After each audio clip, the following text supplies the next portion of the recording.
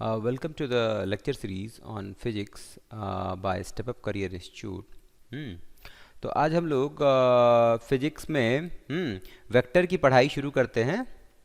पहले vector quantities के बारे में जानेंगे। स्केलर और वेक्टर में क्या डिफरेंस है वो देखेंगे। फिर वेक्टर अलजेब्रा की शुरुआत करेंगे। Vector addition, vector subtraction, dot product and cross product of vectors. Vector का कोई डिवीज़न नहीं होता है। तो ये आगे देखेंगे हम लोग। इन सब का एक्सप्लेनेशन जो है आगे लेंगे एक एक करके। तो आइए चलिए हम लोग शुरुआत करते हैं। पहले तो वेक्टर को देखते हैं कि वेक्टर कहते किसको हैं। तो वेक्टर हम लोग बहुत पहले से पढ़ते आ रहे हैं। तो वैसे क्वांटिटीज़ वेक्टर में क्या क्या होना चाहिए किसी क्वांटिटी को वेक्टर होने के लिए? उसका मैग्नीट्यूड होना चाहिए। Magnitude, direction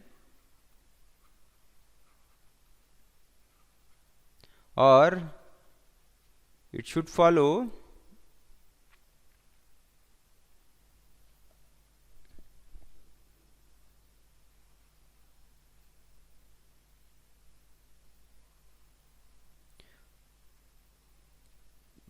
parallelogram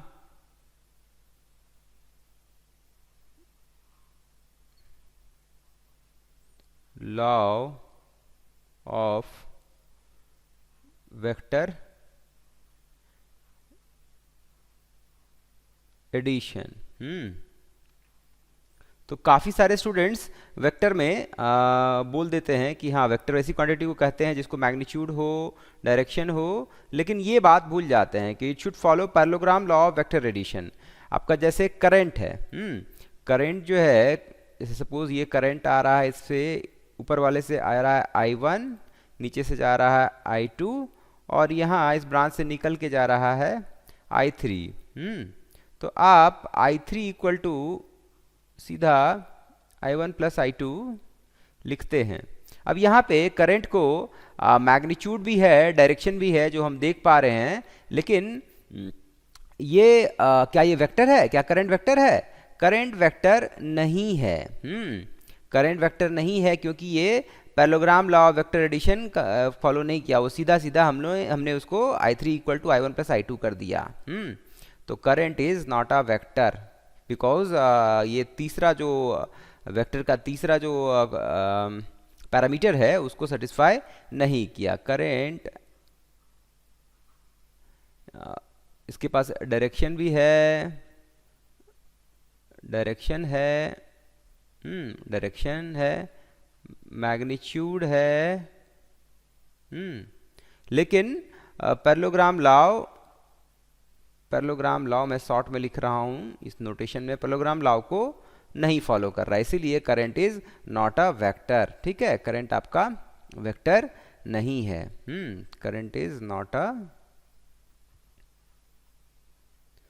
a vector.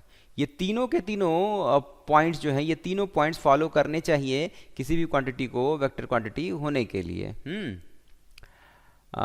कुछ और वेक्टर क्वांटिटी का एग्जांपल ले लेते हैं। जैसे आपका डिस्प्लेसमेंट है, डिस्प्लेसमेंट जो है वेक्टर क्वांटिटी है, वेलोसिटी वेक्टर क्वांटिटी है, एक्सेलरेशन वेक्टर क्वांटिटी है, आपका फोर्स वेक्टर क्वांटिटी है। फिर और भी कई तरह की क्वांटिटीज़ हैं, जैसे फोर्स है हो गया, आपका टॉर्क हो गया, मोमेंटम हो गया, linear momentum, angular momentum, weight हो गया। वेट भी जो है वेक्टर क्वांटिटी है। वेक्टर वेट कैसे होता है? वेट को कैसे आप करते हैं? सपोज ये मास है और आपका अर्थ इसको, अगर अर्थ के सरफेस के नज़दीक है तो अर्थ इसको mg फोर्स से नीचे की तरफ खींच रहा होगा, या g आपका एक्सेलरेशन ड्यू टू ग्रेविटी है। तो वेट जो है आपका W इक्वल टू वेट जो है mg हो गया। तो ये वेट जो है यहाँ पे, ये इसका जो है ये क्या हो गया? ये वेक्टर क्वांटिटी हो गया। इसका मास जो इसका जो मैग्नीट्यूड है वो mg के बराबर है और इसका डायरेक्शन जो है वो टुवर्ड्स द अर्थ है। और वेट एक तरह का ये फोर्स हो गया, जिससे अर्थ उसको, वेट जो है एक फोर्स हो गया। वेट जो है क्या है? वेट फोर्स है, जिससे अर्थ जो है किसी भी बॉडी को अपने टुवर्ड्स अट्रैक्ट करती है। और मास क्या है आपका, quantity of matter contained in a body. तो मास जो है ये आपका स्केलर है, लेकिन वेट जो है वेक्टर होगा।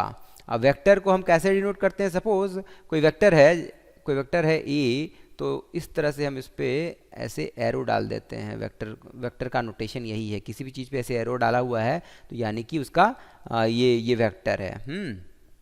और वेक्टर के मैग्नीट्यूड को कैसे रिप्रेजेंट करते हैं, अगर केवल मैग्नीट्यूड देना हो तो सपोज वेक्टर ए का मैग्नीट्यूड है तो हम लोग ए को ऐसे मॉड के अंदर डालते हैं, दिस रिप्रेजेंट्स मैग्नीट्यूड। ये आपका उसका मैग्नीट्यूड बताएगा, जो कि अब जैसे इस केस में आपका वेट जो है वेक्टर है और ग्रेविटी जो है एक्सेलरेशन ड्यू टू ग्रेविटी, ये दोनों वेक्टर हैं। तो वेट भी एक फोर्स हो गया, वेक्टर हो गया। अब मास जो है मास स्केलर है और वेट का डायरेक्शन जो है वो ग्रेविटी के डायरेक्शन होगा, क्योंकि वेट जो है स्केलर इनटू दिस वेक्टर है। इस वेक्टर का जो डायरेक्शन है वही वेट का डायरेक्शन होगा, इस फोर्स का डायरेक्शन होगा।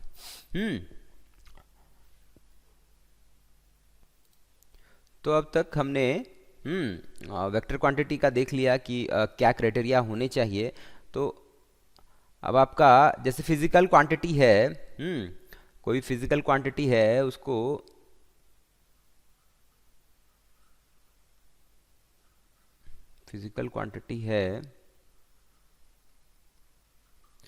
आप या तो वो स्केलर होगा तो उसको केवल मैग्नीट्यूड होगा, या तो वेक्टर होगा,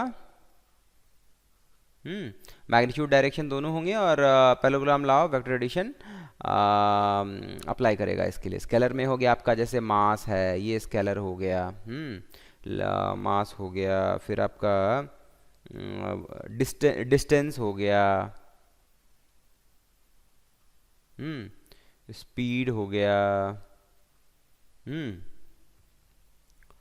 डेंसिटी हो गया, डेंसिटी हो गया, फिर वर्क हो गया। ये सारी क्वांटिटीज, वर्क, एनर्जी, ये सारी क्वांटिटीज जो हैं आपके स्केलर क्वांटिटीज हैं। इनका केवल जैसे और को लेता हूं मैं, टेम्परेचर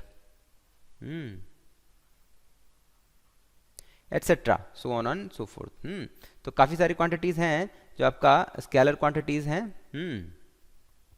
और वेक्टर क्वांटिटीज़ में आपका वेट हो गया, वेट है, फिर डिस्प्लेसमेंट हो जाएगा, डिस्प्लेसमेंट में मैग्नीट्यूड डायरेक्शन दोनों हो जाते हैं, और parallelogram law of vector addition को भी फॉलो करता है। वेलोसिटी हो गया, उसके बाद आपका फोर्स हो गया, फोर्स हो गया तो वेट भी फोर्स ही है। एक्सेलरेशन हो गया। अच्छा, प्रेशर कैसा क्वांटिटी होगा? प्रेशर जो है, प्रेशर के बारे में आप क्या जानते हैं? प्रेशर को हम लोग क्या बोलते हैं? प्रेशर किसको बोलते हैं? हम लोग प्रेशर किसको कहते हैं? प्रेशर क्या प्रेशर वेक्टर क्वांटिटी होगा कि स्केलर क्वांटिटी होगा? नहीं, प्रेशर इन तीनों में से कोई क्वांटिटी नहीं होगा। प्रेशर जो है हमेशा, प्रेशर के बारे में आपने पढ़ा होगा, फोर्स एक्टिंग परपेंडिकुलर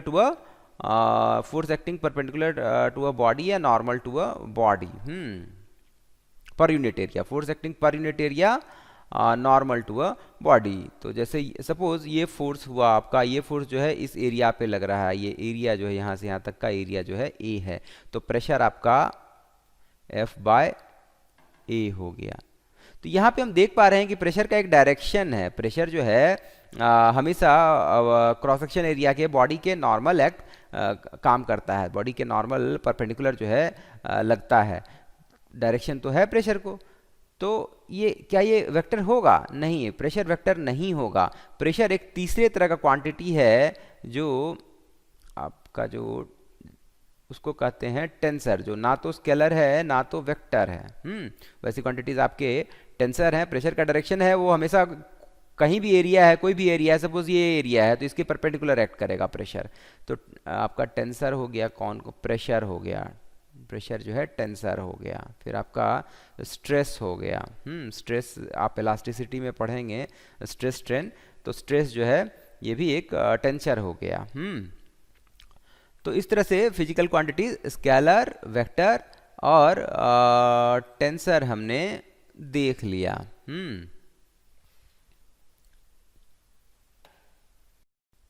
हम लोग वेक्टर का नोटेशन देखते हैं। थोड़ी देर पहले मैंने बताया था, किसी वेक्टर को सपोज वेक्टर किसी वेक्टर को आप ऐसे रिप्रेजेंट करते हैं। सपोज मैंने ए लिखा और ए के ऊपर ऐसे एरो डाल दिया, तो ये वेक्टर ए हो गया।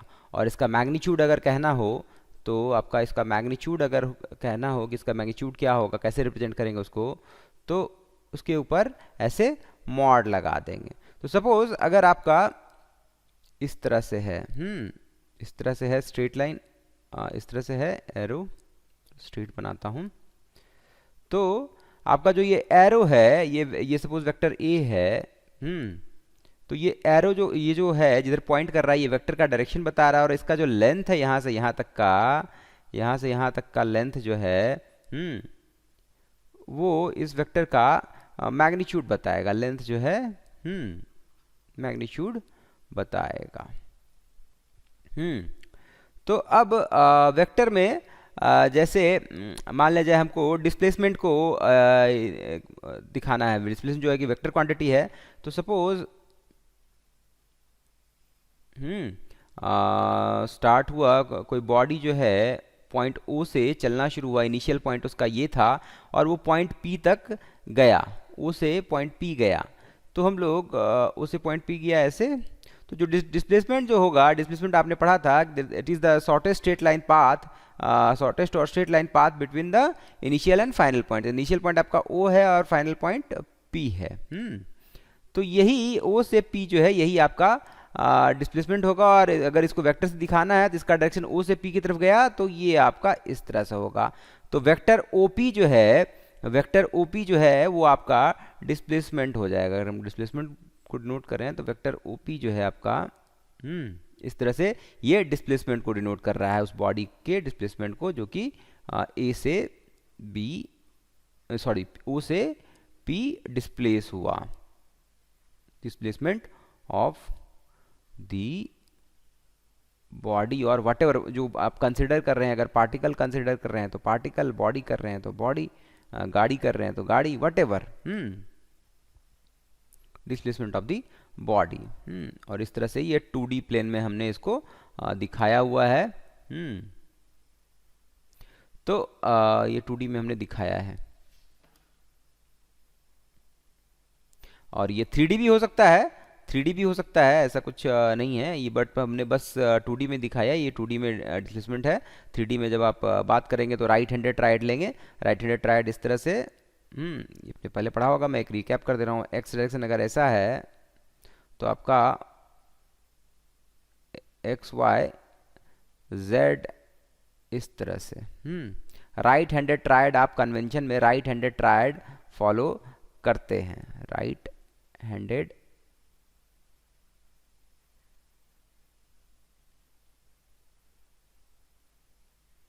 ट्रायड फॉलो करते हैं।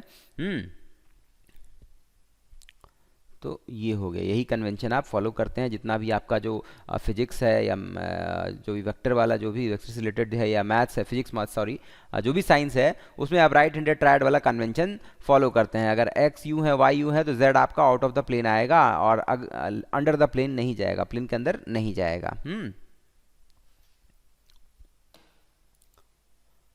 अब हम लोग वेक्टर जो है, फ्री वेक्टर और फिक्स वेक्टर में क्लासिफिकेशन जरा इसको देखेंगे। तो वेक्टर को अगर फ्री वेक्टर्स वैसे वेक्टर्स हैं जिनको अगर आप उसके पैरेलल प्लेन में कहीं भी डिस्प्लेस करें, प्लेन में सॉरी, जैसे वेक्टर ए है, ये वेक्टर ए है, तो अगर इसको बिना इसका डिस्प्लेसमेंट, बिना इसका मैग्नीट्यूड और बिना इसका डायरेक्शन एंगल चेंज किए हुए कहीं पैरेलल आप इसके पैरेलल कहीं आप इसको डिस्प्लेस करते हैं तो ये भी वेक्टर ए ही होगा।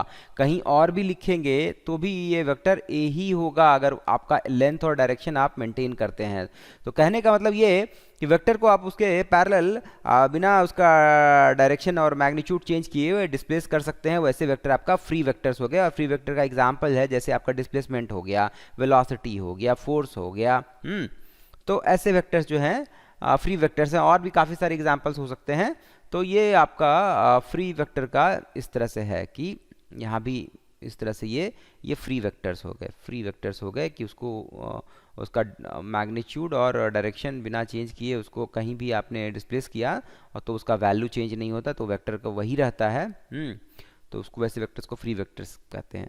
अब फिक्स्ड वेक्टर जैसे पोजीशन वेक्टर है, तो पोजीशन वेक्टर एक स्पेशल वेक्टर है जिसका इनिशियल पॉइंट आपका फिक्स रहेगा। सपोज हमने एक प्लेन ले लिया, एक्स वाई प्लेन लिया, जेड भी है लेकिन जेड को दिखा नहीं रहे हैं। तो कोई पॉइंट पी है, तो कोई पॉइंट पी है, तो इसका अगर आप कार्टेशियन फॉर्म में करेंगे तो आप इसका कोऑर्डिनेट जो है एक्स वाई जेड दे देंगे। 3D में है तो एक्स वाई जेड आप 3D में कर देंगे। और अगर आपको यही पोजीशन को वेक्टर के फॉर्म में, जो वेक्टर पोजीशन को रिप्रेजेंट करेगा उसको पोजीशन वेक्टर कहेंगे। और ये हमेशा आप करेंगे क्या, जैसे पॉइंट पी का पोजीशन वेक्टर, तो ओ से आप पी पॉइंट को ज्वाइन कर देंगे, ओरिजिन से पी पॉइंट को ज्वाइन कर देंगे। तो ये वेक्टर ओपी वेक्टर जो है आपका, जो है ओपी वेक्टर जो है वही ओपी वेक्टर आपका पोजीशन वेक्टर होगा। इसको ये पोजीशन वेक्टर होगा। इसको आप ऐसे भी आर से, नॉर्मली कन्वेंशन है आर लेटर से ऐसे रिप्रेजेंट करते हैं। आर लेटर मतलब किसी भी मतलब किसी पॉइंट का पोजीशन वेक्टर, जो कि ओरिजिन से उस पॉइंट को आप ज्वाइन करेंगे। इसमें ये कंसिडरेशन है कि हम आपका जो इनिशियल पॉइंट है वो हमेशा ओरिजिन होगा, वो फिक्स्ड होगा ओरिजिन, तो इसीलिए इसको आप कहीं डिस्प्लेस नहीं कर सकते हैं, इसलिए ये फिक्स्ड वेक्टर है। ओपी जो है आपका पोजीशन वेक्टर हो गया।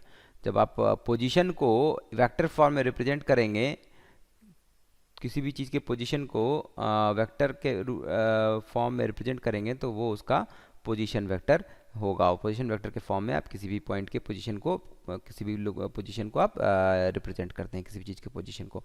कार्टेशियन में आप एक्स वाई जेड लेते हैं। ये एक तरह से आपका लोकेशन हो गया। जैसे आपका अर्थ पे किसी चीज़ को आपको लोकेट करना है, तो आप उसका longitude, latitude, position on earth जो है अगर आपको कहा जाए, स्पेसिफाई करना है, तो एक तो आप एड्रेस से कर सकते हैं कि एड्रेस बता दिए तो। और अगर आप साइंटिफिकली जाएं तो अगर लॉन्गिट्यूड, लैटिट्यूड और अल्टीट्यूड, ये तीनों चीज़ें अगर बता दी जाएं तो किसी पॉइंट का यूनिक लोकेशन अर्थ पे मिल जाएगा। तो उसी तरह से आपका वेक्टर के फॉर्म में अगर किसी पॉइंट का पोजीशन बताना है तो वो आपको पोजीशन वेक्टर बताएगा, पोजीशन वेक्टर बताएगा।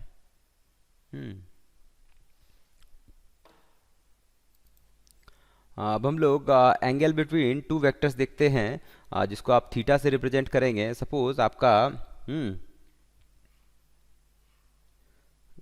वेक्टर ए है, और इस तरह से वेक्टर बी है, वेक्टर ए, वेक्टर बी। तो इनके जो बीच का एंगल है यही आपका वेक्टर के बीच का एंगल हो गया। ये जो दोनों का ध्यान रहे, सपोज इसको आप अगर जिधर एरो पॉइंट कर रहा है इसको अगर आप हेड कहते हैं और इसको टेल कहते हैं, तो ये ध्यान रहे कि दोनों टेल जो है मीट होने चाहिए। वो वाला पॉइंट ऑफ इंटरसेक्शन पे वो जो एंगल बनेगा वो आपका वेक्टर का एंगल होगा। तो इस तरह से अगर देखेंगे तो आपका वेक्टर का एंगल हमेशा थीटा जो है, वेक्टर का एंगल जो है 0 से लेकर के 180 तक हो सकता है, 180 डिग्री तक हो सकता है, इसके आगे नहीं जाएगा। दो वेक्टर के बीच का एंगल यही होगा, यही लिमिटेशन है। अब ध्यान रखेंगे कि कभी कभी स्टूडेंट क्या करते हैं, अगर वेक्टर ए ऐसा है और वेक्टर बी ऐसा है, तो यहाँ पे एक का हेड और दूसरे का टेल मीट कर रहा है, तो स्टूडेंट करते क्या है कि इसको ले लेते हैं, ये एंगल को थीटा बोल देते हैं, जो कि गलत है। ये वेक्टर का एंगल नहीं होगा, वेक्टर का आपको टेल टेल मीट होना चाहिए। तो आप करेंगे क्या, ए को स्लाइड करके आगे लेके जाएंगे। ए को स्लाइड करके, मैंने बताया था कि आप फ्री वेक्टर को अपने पैरेलल डिस्प्लेस कर सकते हैं, पैरेलल विदाउट डायरेक्शन चेंज किए या मैग्नीट्यूड की चेंज किए आप डिस्प्लेस कर सकते हैं। तो वेक्टर ए को आप अगर स्लाइड करके यहाँ पे ऐसे सीधा लेकर के आएंगे ऐसे, तो अब ये भी वेक्टर ए ही होगा क्योंकि ये फ्री वेक्टर है। तो अब जो ये एंगल बनेगा, जो ये जो मीट करेगा, तो यहाँ टेल टेल मीट कर रहा है, तो ये एंगल जो है आपका थीटा होगा। ये दोनों ही दोनों वेक्टर के बीच का angle between vector A and vector B जो है ये थीटा होगा, ये वाला नहीं होगा। यहाँ देख रहे हैं कि ये जो है ये आपका ये वाला एंगल नहीं होगा, एंगल बिटवीन वेक्टर्स। इस तरह से नहीं करना है, ये काम नहीं करना है, ध्यान रखना है इसको, ध्यान रखना है इसको, ध्यान रखना है।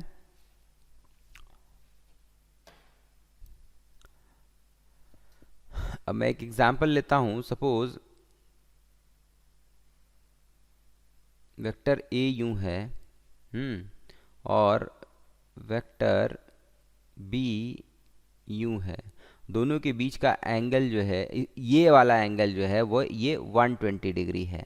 तो अब वेक्टर ए और वेक्टर बी के बीच का एंगल क्या होगा, हमें ये मालूम करना है, हमें ये पता करना है। क्या 120 डिग्री होगा वेक्टर के बीच का एंगल? नहीं, 120 डिग्री नहीं होगा, क्योंकि यहाँ पे इसका जो है वेक्टर ए का हेड है और वेक्टर बी का टेल है। तो हम लोग को टेल टेल कराना है। तो ए को हम लोग या तो ए को स्लाइड कर दें, ए को स्लाइड करा के ऐसा कर लें पैरेलल डिस्प्लेस करके। तो अब चूंकि ये स्ट्रेट लाइन है, स्ट्रेट लाइन में स्लाइड हुआ है, तो ये एंगल जो है ये पूरा का पूरा ये एंगल जो है आपका 180 होगा, तो ये एंगल जो है आपका 60 डिग्री हो जाएगा। तो 60 डिग्री जो है angle between vector A and B होगा, angle between vector A and B.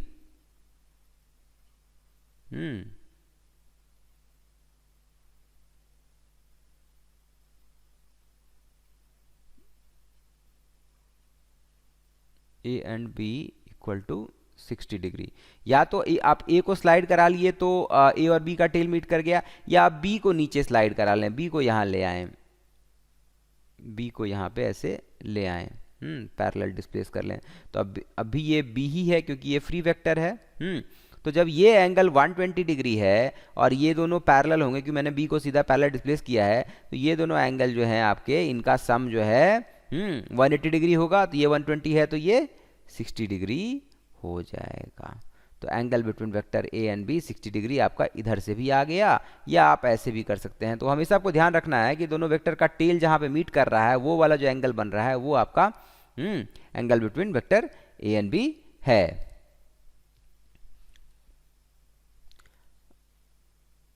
अब सपोज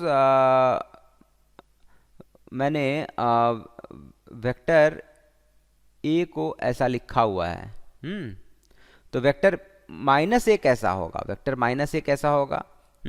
तो माइनस ए वेक्टर का भी मैग्नीट्यूड तो वही रहना है, क्योंकि मैग्नीट्यूड क्या हुआ आपका, लेंथ ऑफ दिस लाइन, ये लाइन सेगमेंट जो ये बना हुआ है, ये मैग्नीट्यूड तो वही रहना है, केवल डायरेक्शन आपका चेंज हो जाएगा, डायरेक्शन उसका उल्टा हो जाएगा, जस्ट 120 डिग्री अपोजिट हो जाएगा। इस तरह से कि अगर वेक्टर ए आपका ऐसा है, तो वेक्टर माइनस ए ऐसा हो जाएगा, केवल इनके बीच का एंगल जो है 180 डिग्री हो गया, जस्ट मैंने डायरेक्शन को उल्टा कर दिया, मैग्नीट्यूड सेम है। मैग्नीट्यूड सेम है, magnitude of vector A equal to magnitude of vector minus A, क्योंकि ये दोनों के डायरेक्शन ही केवल अपोजिट है, मैग्नीट्यूड सेम है।